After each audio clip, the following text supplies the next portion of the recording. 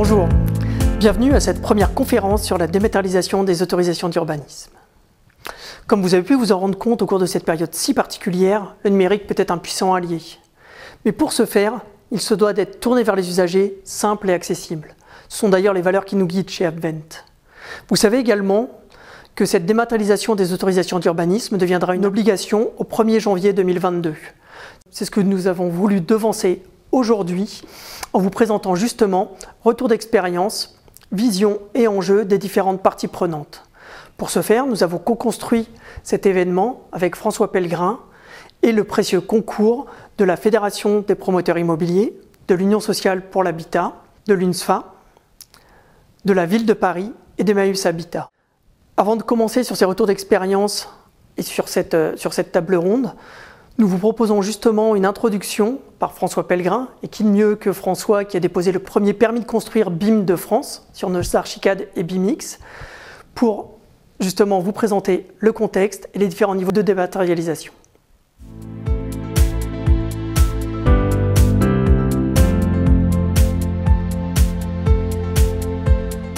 Bonjour à toutes et à tous. Je me réjouis de l'intérêt porté pour cette manifestation parce que vous êtes pas loin de 1500 à vous être inscrits sur ce beau sujet de la dématérialisation des autorisations d'urbanisme. Alors on va rentrer directement dans le vif du sujet. C'est déjà une histoire ancienne parce que dès le 4 novembre 2016, un décret avait été pris disant que à partir du novembre 2018, toutes les autorisations d'urbanisme pouvaient être dématérialisées. Évidemment, courant 2018, on s'est rendu compte qu'on n'était pas prêt. Donc, qu'est-ce qui a été fait? Il a été décidé de reculer l'échéance. Donc la nouvelle échéance, c'est 2022, plus précisément le 1er janvier 2022, pour toutes les communes de plus de 3500 habitants. Donc il n'est pas trop tard de s'y mettre. On ne part pas de zéro. On ne part pas de zéro. La meilleure preuve, et Alexandre Reynaud va le présenter tout à l'heure, la ville de Paris est opérationnelle depuis 1 an. J'en témoigne, tous nos permis de construire sont en dématérialisé depuis 1 an, dès lors qu'on dépose sur la ville. C'est du PDF. C'est un énorme pas en avant. Le confinement a montré que ça aurait été bien utile. Il y a une bonne plateforme. Toutes les conditions sont réunies pour que ça marche très bien. Le ministère travaille à la création d'une plateforme qui pourrait servir à d'autres collectivités, Plateau, Ado, Rio, et donc on voit bien que la dématérialisation est en cours. Mais ce que nous pensons à l'UNSFA, c'est que le PDF n'est qu'une étape insuffisante si on veut s'attaquer au vrai sujet. Le vrai sujet, c'est de fluidifier l'instruction, c'est de moderniser les pratiques. Et c'est pour ça que nous militons pour une dématérialisation, certes en PDF, mais accompagnée de la maquette numérique BIM. Et dès 2017, d'ailleurs, l'UNSFA proposait au plan de transition numérique, puis au plan BIM 2022, puis à ADN, de lancer, à l'époque, en septembre 2018, on avait demandé à ce qu'une expérimentation soit lancée sur tout le territoire, enfin sur tout le territoire en tout cas, avec des acteurs volontaires, des communes volontaires, des architectes volontaires, des aménageurs et des maîtres d'ouvrage volontaires pour expérimenter ce que, à mon avis, il faut faire maintenant, et il semblerait d'ailleurs que le ministère soit maintenant évidemment favorable à cette expérimentation. En tout cas, il y aura un débat tout à l'heure avec l'USH, avec la FPI et l'UNSFA, qui montreront que les professions pensent qu'il faut effectivement expérimenter au-delà du PDF. Voilà. C'est le sens un peu de mon intervention. Donc je vous ai dit que le plan BIM 2022, ADN avait été saisi. Alors tout à l'heure, je disais, il y a une occasion, je veux dire, c'est pas juste de faire de la dématérialisation. L'occasion, c'est de se reprofessionnaliser un peu le permis de construire. On sait les difficultés d'instruction, les avis d'incomplet, le jeu des permis modificatifs, des conformités quelquefois un peu difficiles à obtenir. C'est pas moderne, ça génère de l'insatisfaction et ça coûte cher à tout le monde. Faire bien du premier coup, ça coûte toujours moins cher quand on raisonne en coût global. Et d'ailleurs, à propos de coût global, je n'hésite jamais à rappeler ça qui est très important. Voilà ce qu'aura coûté un bâtiment après 50 ans d'exploitation. 3% pour le montage, 2% seulement oserais-je dire, pour la conception, 20% pour la construction et 75% pour l'exploitation. Donc inutile de préciser que si on veut améliorer le poste qui coûte cher, il faut peut-être un peu repenser les séquences amont. Alors, le BIM ne sera pas étranger, certainement, à tout cela. Le BIM, Building Information Model, moi je l'ai dès le début appelé bouleversement interprofessionnel majeur, parce que parce qu'il faut de l'humain. Le BIM, c'est 80% d'humain et 20% de technologie, donc l'enjeu, c'est bien de bouleverser un peu les professions pour qu'elles se mettent en marche. Ça fait très longtemps qu'on y travaille à l'UNSFA, pour preuve, voilà, ici c'était moi quand j'étais petit, avec plus de cheveux, en 86, je relatais dans un article que j'opposais le schéma classique d'élaboration d'un projet avec les phases, les acteurs qui s'échangent plein de trucs, et puis l'idée un peu idéalisée à l'époque quand même, c'est vrai, d'une base de données centrale où tous les acteurs étaient en étoile et selon leur contrat pouvaient puiser, apporter des informations en fonction de leurs prérogatives. Le bâtiment présente ça comme une innovation. Moi je dis c'est juste un gros rattrapage de 30 ans de retard. Parce que l'innovation, elle s'est faite il y a 30 ans dans l'aéronautique, l'automobile, le ferroviaire, l'électroménager, etc. C'est dommage et on connaît les raisons. Mais ce n'est pas le sujet ici de les évoquer. C'est dommage que le bâtiment ait préféré faire du 2D au lieu de faire du 3D avec du langage objet. Autre problème qui nous a aussi emmené un peu, pas dans le mur, mais enfin qui posait le problème d'une manière insuffisante, c'est que ça fait 10 ans, 15 ans qu'en France on ne parle que d'approche thermique, on a parlé des RT, voilà, on a tout fait pour éviter une RT 2020, et tant mieux, ça va être fait. Donc aujourd'hui les vrais sujets, c'est l'amélioration des conforts, surtout en plein confinement, on l'a bien vu, du bien-être, la sécurité, et aussi la valorisation patrimoniale, et du cadre de vie, voilà. Et ben le PC BIM numérique peut attester de ses performances, parce que c'est au moment du dépôt de permis qu'on s'engage sur la performance thermique, et demain avec l'RE 2020, on va s'engager sur la performance carbone. Voilà.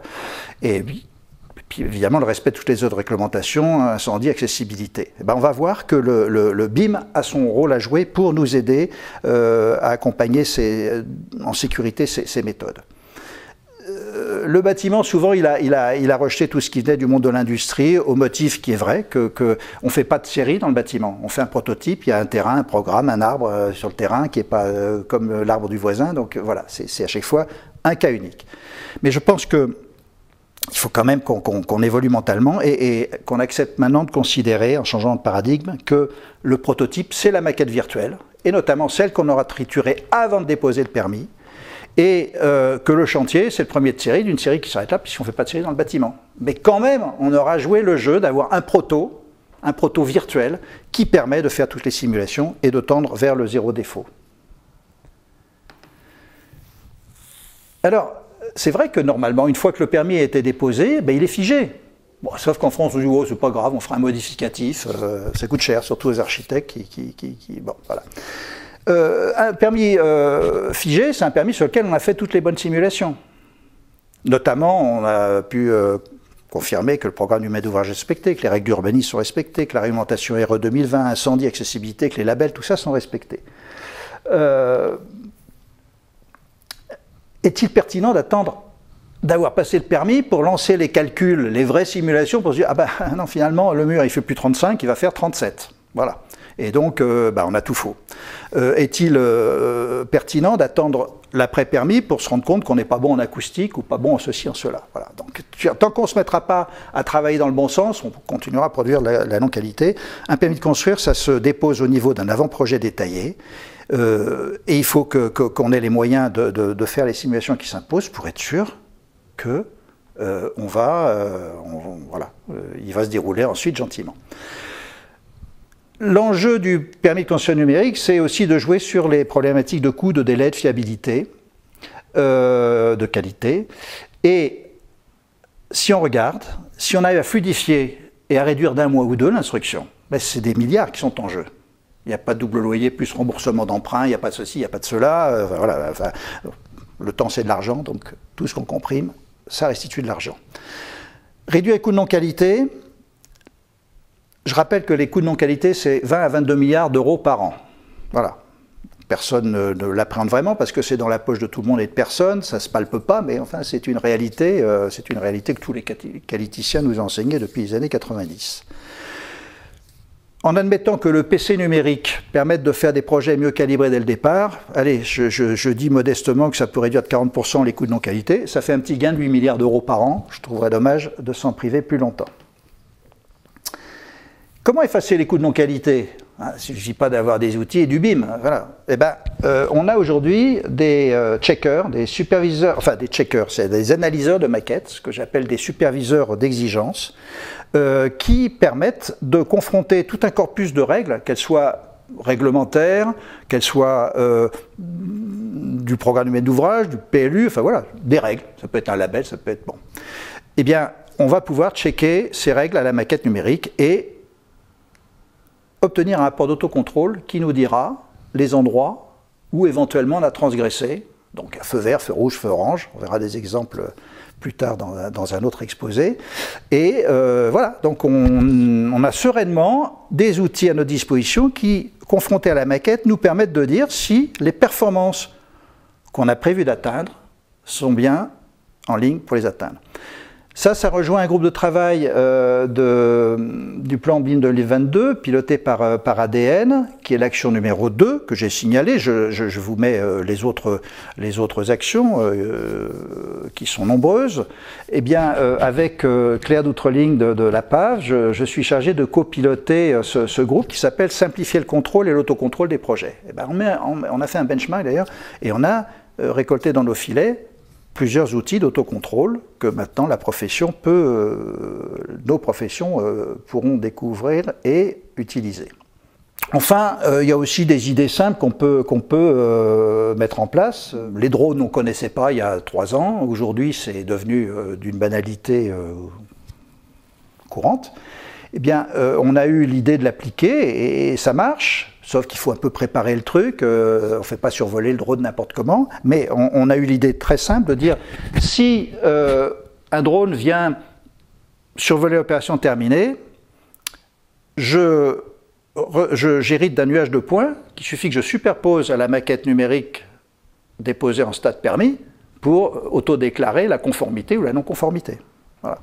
Petites idées simples, mais peut-être utiles à mettre en place. Capitaliser et maîtriser les données urbaines, ça c'est un autre enjeu colossal. Imaginons que dans 10 ans, en 2022, tous les permis de construire soient dématérialisés. Ça fait des milliards de données.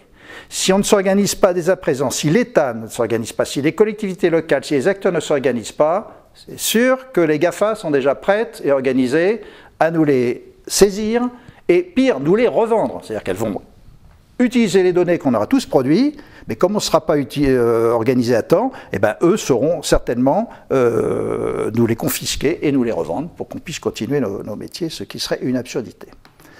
Alors, l'expérience que l'UNSFA propose, donc toujours avec des acteurs volontaires, mais il faut que tout le monde soit dans la boucle. Hein. Je ne vais pas citer tous les gens que vous avez là sous les yeux, mais ils sont tous très importants. On a réfléchi, puis on a imaginé qu'il y avait peut-être 7 pistes à expérimenter, mais il y en a peut-être d'autres, justement, l'expérimentation nous montrera peut-être d'autres voies. Le niveau 1, c'est le PDF. Bon, je dirais qu'à suivre l'exemple de la ville de Paris, des tas de communes peuvent dès à présent emboîter le pas, à condition évidemment d'avoir le support, donc la plateforme Plateau peut-être ou Croquis, enfin tout ça c'est des choses qui se décideront avec l'État et avec les professions, et certainement l'Association des maires de France, décideront du support. Mais voilà une voie d'expérimentation, il n'y a pas besoin d'attendre 2022 pour la mettre en pratique. Ça marche, ça existe, ça a été prouvé. Alors ensuite, le niveau 2, PDF plus BIM, avec instruction présentielle. C'est-à-dire que là, c'est l'architecte qui a préparé son permis, il a fait son autocontrôle, il a lui-même matérialisé par exemple les prospects, les reculs, il les a matérialisés sur sa maquette. On le verra mieux dans le prochain exposé.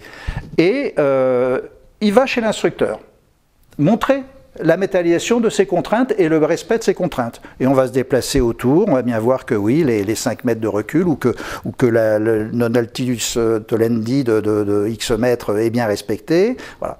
Donc, pour l'instructeur, c'est du confort, parce que il n'a pas à déployer tous les plans sur les murs pour essayer dans sa tête de se recomposer à partir des plans, des coupes, le 3D, etc.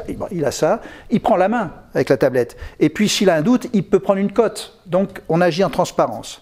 Il n'y a pas besoin de formation et il n'y a pas besoin de matériel, puisque l'archi vient avec même sur un smartphone, ça marche. Hein. Donc sur un iPad ou un ordinateur, il y a juste un vidéoprojecteur qui peut apporter aussi par la même occasion.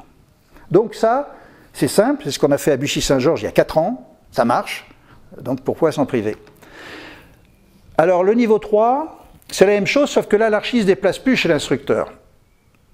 Ça se fait à distance. Alors ça suppose que l'instructeur, il ait un ordinateur qui puisse accueillir un lecteur de maquettes, donc de l'IFC, un visualisateur, qui sont gratuits, mais il faut quand même que son ordinateur puisse l'accueillir. Puis il faut qu'il soit un petit peu formé à l'usage, voilà, comment j'exploite une maquette, comment je la regarde, comment je peux faire une coupe, comment je peux prendre, voilà. C'est pas grand-chose, hein. Une journée de formation, l'ordinateur qui va bien, et ça peut se faire dès demain. Étape suivante, PDF, plus BIM, plus le superviseur d'exigence, plus le checker. Donc là, je vise plutôt les réglementations comme incendie ou accessibilité. Donc ça veut dire qu'il faudrait mettre dans la boucle de l'expérimentation les services d'instruction, sécurité incendie, l'association des PMR. Et voilà, l'archi envoie en même temps que son permis le rapport d'autocontrôle. Il y a checké partout que le rond passe, voilà, qu'il y a telle distance entre la porte sécurité incendie, issue de secours. Et voilà, donc là, l'expérimentation, ça consisterait à faire reconnaître que ces checkers sont aussi dignes de foi que l'est aujourd'hui un calcul de RT 2012 déposé au niveau du permis de construire. Aujourd'hui, c'est parfaitement reconnu. Donc je ne vois pas pourquoi on ne pourrait pas reconnaître que les autocontrôles certifiés par ces outils, qu'il faudrait faire analyser, tester, etc., ne pourraient pas être retenus. Et donc là aussi, ça pourrait quand même aussi réduire les délais d'instruction. Le niveau 5, ou la piste 5, hein, parce que ce n'est pas forcément un niveau de complexité, mais c'est PDF plus BIM, plus la mise en jeu de toutes les données urbaines. Tout ce qui passe sous le sol. Alors, est-ce qu'on les a, est-ce qu'on les a pas? C'est un deuxième débat, mais il faut imaginer que dans l'avenir, on ne peut pas ne pas faire le lien entre ce qui est à la surface et ce qui est sous le sol, ou ce qui constitue le sol. Et donc, voilà, il faut mettre ça, tous les outils, ils existent, le CRMA, il travaille beaucoup, il y a cadastre.gouv, Géoportail, enfin, il y a plein de trucs. Et d'ailleurs, au passage, on crée un échelon intermédiaire entre le BIM, Building Information Model, bâtiment, avec SIM, City Information Model, ou Town, territoire, c'est pas Town, c'est territoire. On a inventé le KIM, quartier ou îlot. Bon, parce que dans un autre groupe de travail dans lequel avec le Club sur l'habitat, on mène l'action Operae, c'est des requalifications globales d'îlots. Voilà, donc il nous faut des outils numériques. Et là, évidemment, quand on est juste au bâtiment, on dit bon, le bâtiment va faire la petite flèche qui va à l'égout, là, ça suffit. Mais quand on est dans un îlot, il faut vraiment le raccordement avec des réseaux visibles et complets. Bon, je vais passer vite là-dessus, puisque je vous ai dit qu'on pouvait tester le certificat automatique de conformité. Il suffit donc de comparer le nuage de points du drone avec la maquette numérique déposée et de mesurer d'éventuels écarts. Eh bien, le niveau le plus sophistiqué, il est atteignable dès maintenant. Le script, il est prêt. Nous, on l'a testé. On l'a regardé avec notamment le canton de Genève. Techniquement, on est capable d'instruire directement sur maquette numérique. C'est-à-dire qu'on peut imaginer que le service instructeur il reçoit une maquette numérique, en quelques microsecondes ou quelques secondes ou minutes, il la teste, il la rejette si elle n'est pas valide, pas bien conforme aux IFC, pas bien terminée, pas bien, etc. Et après, comme on imagine que le PLU aura été numérisé, que l'alimentation incendie est numérisée, que tout est numérisé, eh ben, on déclenche l'arsenal des règles sur cette maquette. On laisse de côté ce que le pétitionnaire a envoyé. Le pétitionnaire, il a envoyé son PDF, les CERFA et la maquette. Mais on utilise la maquette qui a été envoyée. Si elle est bonne, elle est instruite. Et de cette maquette, on va régénérer un CERFA, on va régénérer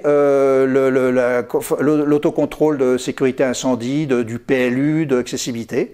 Après, on va comparer les PDF entre eux. S'ils sont copie conforme, eh ben, le permis, il est accepté. Donc au bout de, si j'étais provocateur, je dirais au bout d'un quart d'heure. Moi, admettons que c'est au bout d'un jour ou deux. Voilà. Non, mais je veux dire que techniquement, c'est possible, c'est parfaitement possible d'instruire en dématérialisé, totalement. Je pense qu'il faudrait explorer cette voie avant janvier 2022, mais je rassure l'auditoire, en 1er janvier 2022, je veux dire, ce n'est uniquement que le PDF qui va être obligatoire. Mais n'attendons pas 2022 pour se dire, tiens, il y a peut-être d'autres voies à explorer. Après, il suffit, je dirais, juste de trouver les acteurs qui ont l'envie, voilà, d'en découdre, mais d'en découdre en collaboration. Le BIM, c'est, encore une fois, l'envie de dialoguer, l'envie de partager, l'envie d'utiliser le maquette numérique, pas pour soi, mais en relation avec tous les autres. Voilà. Et donc, moi, je n'ai aucun doute que ces acteurs, ils existent, que les territoires sur lesquels on pourrait tenter, parce qu'il faut des territoires qui sont déjà un petit peu numérisés. J'ai appris que par les gens qui travaillent sur la plateforme Plateau, qu'il y avait une douzaine de villes qui étaient déjà dans la boucle de l'expérimentation. Voilà. Donc, il y a des terrains propices pour qu'on évalue tout ça ensemble. Voilà. Je vous remercie. Et donc, c'est maintenant Alexandre Hainaut qui va nous exposer combien la dématérialisation PDF est efficace et efficiente à Paris depuis 1 an.